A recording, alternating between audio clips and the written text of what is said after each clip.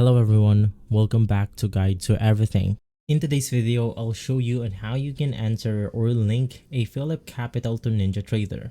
The first thing that you want to do is to simply download the application from the official website, and from there you will be prompted to this login page on which you have to enter your credentials for the PhillipCapital account.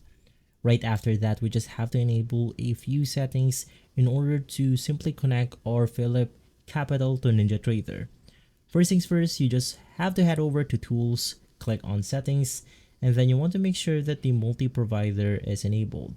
Now with this one, you'll be able to simply connect other accounts like PhillipCapital to NinjaTrader.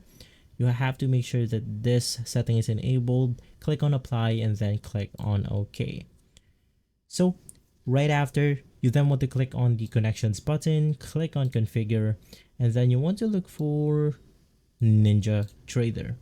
So double click on it to simply configure the login credentials. From here, you then have to enter your PhillipCapital username and password.